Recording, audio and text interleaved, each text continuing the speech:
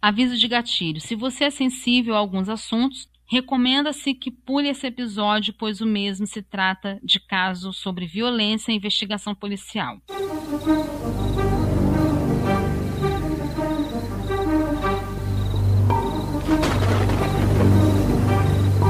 Um homem eloquente, acolhedor e com alto poder de persuasão, capaz de levar inúmeras pessoas à morte. Ele fez muito mais que acolher seus seguidores. Falsas promessas e milagres. Manipulou e levou mais de 900 pessoas para o caminho da morte. Ou seja, ele fez com que mais de 900 pessoas tirassem suas próprias vidas. Esse é o caso Jim Jones, o pastor do demônio. O assunto foi notícia em vários jornais do mundo e agora será adaptado para ser contado aqui em nosso canal. E se você também tem um relato, tem uma história que você gostaria que nós contássemos aqui, envie a sua sugestão de podcast para natrilhadoterror@gmail.com. Não se esqueça de nos avaliar com as 5 estrelinhas aqui do Spotify. Nos siga no YouTube, inscreva-se, ativa o sininho, comenta e fala para nós de qual parte do Brasil e do mundo você está nos acompanhando. Nós queremos te conhecer melhor. Faça parte do nosso Catarse e também do nosso Apoia-se. É só digitar na Trilha do Terror que você será direcionado para as nossas páginas de campanhas. Colabore para mantermos nosso trabalho no ar por meio do Pix. Também você pode enviar a sua colaboração na trilhadoterror@gmail.com. Apoie o nosso trabalho e receba benefícios. Lembrando ainda que toda contribuição que entra para o canal nesse momento é revertido para estar ajudando o tratamento da minha irmã Aline na luta contra o câncer de colo de útero. Portanto, contamos também com você. Quero aqui desde já mandar um abraço para o Gabriel. O Gabriel, ele nos mandou um e-mail e nesse e-mail tão legal, o Gabriel, ele simplesmente elaborou um upgrade aqui da logomarca do canal na Trilha do Terror. Portanto, nesse episódio vai estar aqui a logomarca que o Gabriel desenvolveu para nós. Gabriel, muito obrigado, que Deus te abençoe, um abraço para você. Dito isso, meu amigo, dito isso, minha amiga, eu sou o Márcio. E eu sou Yara Salles e vamos juntos para um episódio da 4ª temporada do ano de 2024 do nosso programa. Vem com a gente.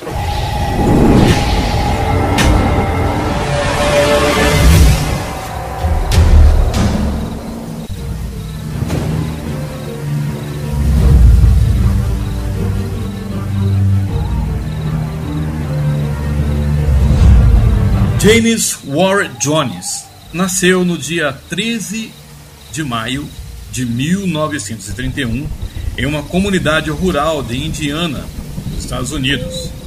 Filho de James Thurman Jones, um veterano da Primeira Guerra Mundial, e Lenita Putnam. Seu pai tinha a saúde comprometida mediante consequências da Segunda Guerra. Mas isso não permitia que se estabelecesse em seus trabalhos, por esse motivo, o que levou a família a ser expulsa da própria casa em 1934 por não pagarem a hipoteca. Eles foram acolhidos por familiares. A vida deles era bastante precária, muito precária. Moravam em casa insalubre, sem água encanada. A família, sensibilizada pela condição do pai de Jim, chegaram até dar uma mesada para que ele pudesse sobreviver.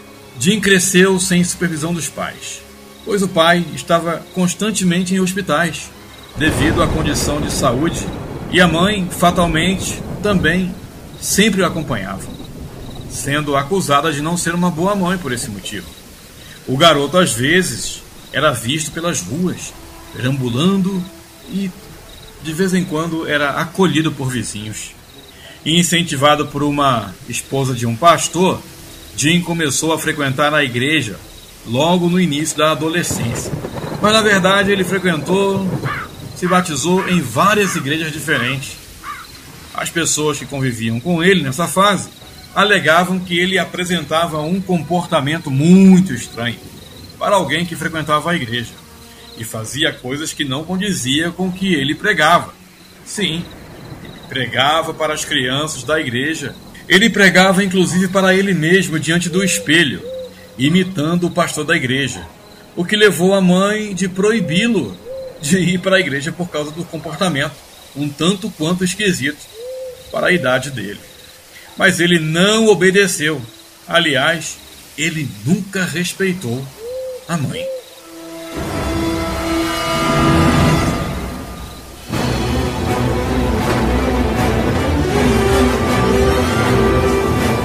Após a separação dos pais, a mãe de Jim mudou-se com os filhos para Richmond, também em Indiana, onde ele concluiu seus estudos em 48.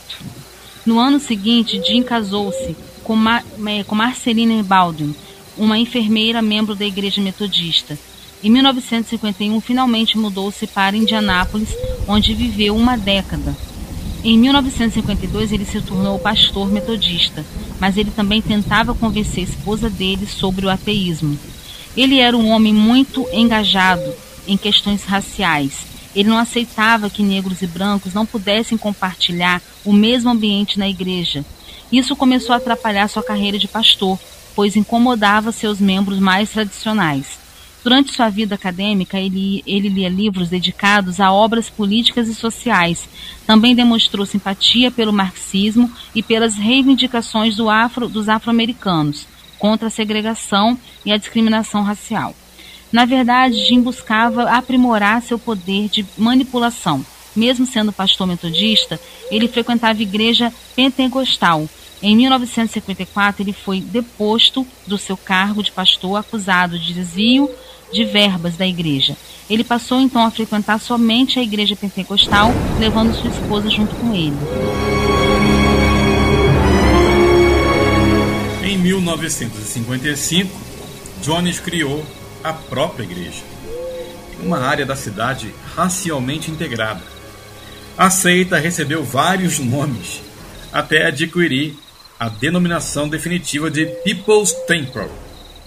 Foi uma das primeiras igrejas de Indiana que permitia que brancos e negros frequentassem o mesmo espaço. Jim se tornou uma pessoa bastante popular por causa da igreja, ideologia, pregações, mais trabalhos voluntários que ele realizava. Por meio dessa popularidade, a igreja era bem frequentada, porém, os recursos eram bastante tímidos. Então ele começou a fazer algo na igreja, que já bastante popular na época, em outras igrejas, que era a cura pela fé. Em troca dessa cura, era ofertada uma quantia em dinheiro que era recebida pela igreja. Na verdade, ele acreditava ter poderes desde a infância. E essa foi apenas uma forma dele provar para as pessoas que ele não era louco, nem tampouco um charlatão. E que, se iam a Deus, agia através dele. Um Deus que ele nem mesmo acreditava. Todos nós sabemos que pessoas fragilizadas são vulneráveis à manipulação. E Jim usou isso em favor próprio, para conseguir seguidores, dinheiro e notoriedade. Jim criou uma marca, um estilo, que era o cabelo preto, muito bem penteado, o óculos escuro, que ele usava até em ambiente fechado, sempre muito bem vestido, com um traço narcísico. Ele batizou a própria família como Família Arco-Íris, porque ele adotou crianças de outras etnias, fora o próprio filho biológico. Em muitas de suas acaloradas pregações, Jim chegou a dizer que a Bíblia era arma para oprimir as mulheres e dava suporte apenas para os brancos, rejeitando-a publicamente. Extremamente carismático e persuasivo, Jim fazia doações para causas raciais, para hospitais, orfanatos, e aos poucos se colocava no lugar de Deus. Exigia que seus seguidores o chamassem de pai, e ele mesmo dizia ser reencarnação de grandes líderes. As pessoas começaram a ser levadas a doar tudo o que tinham, carros, casas, economias, fazendo com que ele fosse o centro da vida dessas pessoas. Tais atitudes, enriquecimento de Jim, começou a chamar a atenção até da mídia, o que levou a uma investigação, mas boa parte de seus seguidores permaneciam cegos, embora boa parte se ligou e abandonou a obra. Mas Jim estava decidido a não abandonar seu império e estava disposto a fazer qualquer coisa para permanecer lá no topo.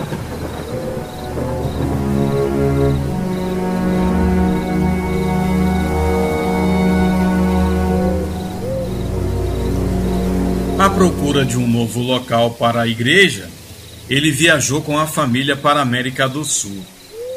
Eles foram parar em Belo Horizonte e também no Rio de Janeiro. Mas ele desistiu de fazer a igreja aqui no Brasil por causa da língua.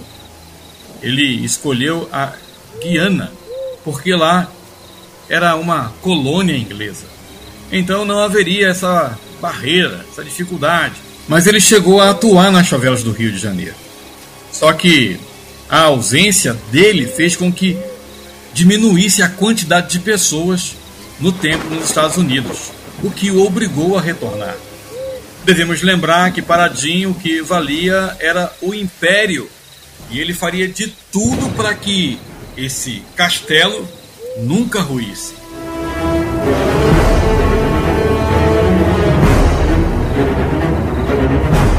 Em solo americano, ele obrigou alguns de seus seguidores a se mudarem com ele para uma comunidade na Califórnia, onde ele começou a dar início a seu plano macabro de manipulação. Ele, como narcisista manipulador, pregava sobre o fim do mundo e a fim de impor medo às pessoas que o seguiam. Em 1986, ele começou a realizar sessões que ele batizou de Noites Brancas. Nessas sessões, ele abordava temas como a morte e passou, dessa forma, a trabalhar isso na mente das pessoas.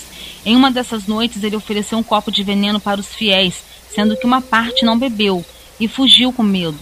Outros beberam e descobriram que não se tratava de veneno, era apenas ele testando a lealdade cega de seus seguidores. Ele queria saber quem realmente era fiel a ele.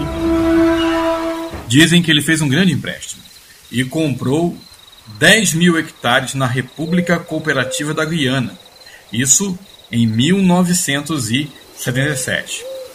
E assim nasceu Jonestown, a seita pentecostal cristã de orientação socialista. Para lá se mudaram 380 pessoas. Lá tinha uma escola, um galpão, onde eram realizados cultos, além de espaço para que as pessoas plantassem. As pessoas passaram a plantar para comer e viver sob a batuta de um líder totalmente fascinado pelo poder. As pessoas que lá viviam não tinham contato com o mundo externo. O único meio de comunicação era um rádio de ondas curtas. Jim exercia um regime ditatorial, onde as pessoas tinham que seguir muitas regras. E caso essas regras não fossem cumpridas, elas eram severamente punidas. Caso alguém tentasse fugir, não era possível, pois Jim tinha capangas, pasme, armados que vigiavam o acampamento 24 horas por dia. É o famoso isolar para dominar. Em 78, o deputado federal Leo Ryan viajou até a Guiana com 18 pessoas, dentre eles fotógrafos e jornalistas. Ele conseguiu negociar a entrada em Jonestown sob protesto de Jim, mas ele, como um grande manipulador, deixou todos boquiabertos, porque tudo funcionava maravilhosamente bem. As pessoas foram instruídas por Jim a atuarem e fazer tudo parecer um paraíso. Mas, no momento de distração de Jim, toda a sua farsa foi descoberta, pois algumas pessoas conseguiram fugir e outras pediram ajuda ao deputado. Muitas conseguiram ser repatriadas, mas o deputado foi morto por um dos capangas de Jim. Ele foi esfaqueado quando embarcava no avião. Jim deu ordens para que sua Brigada Vermelha matasse o deputado e 3 jornalistas, além de uma mulher que tentava fugir. Eles receberam ordens para atirar em todos. Da comissão de 18 pessoas, apenas 3 sobreviveram.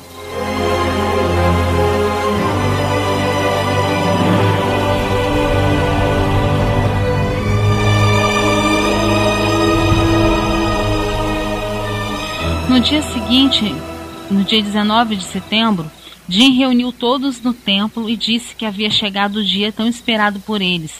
Nesse templo havia mais de 1000 pessoas. Em seu discurso final, ele disse para seus seguidores que a CIA estava a caminho e que ia matar todos, e que eles não podiam deixar que isso acontecesse, e que juntos eles deveriam partir para um plano superior preparado para eles. Ele distribuiu um suco de frutas vermelhas misturado com cianeto. Foi dada a ordem para que todas as crianças tomassem esse preparo, com o intuito de que as mães, vendo os filhos mortos, elas sucumbissem à sorte da ordem. Logo depois das crianças, os adultos. Quem tentou fugir foi morto a facadas, e até mesmo os animais foram mortos. Ele, por último, tirou a própria vida com um tiro na cabeça. Porém, 35 pessoas sobreviveram. Algumas não estavam lá no momento do acontecimento. Eles tinham saído para comprar mantimentos para a comunidade. Parte dos corpos foram enterrados na Guiana e outra parte nos Estados Unidos. Hoje em dia, a floresta cobriu esse cenário macabro, onde ocorreu o maior suicídio em massa de toda a história da humanidade. Mas o que sobrou em Jonestown está no roteiro turístico de muitos que vão à Guiana, assim como acontece em campos de concentração da Segunda Guerra. Só que o governo da Guiana parece querer rasgar essa página da história, o que jamais será possível. Jim foi responsável pela morte de 908 pessoas, sendo 276 crianças.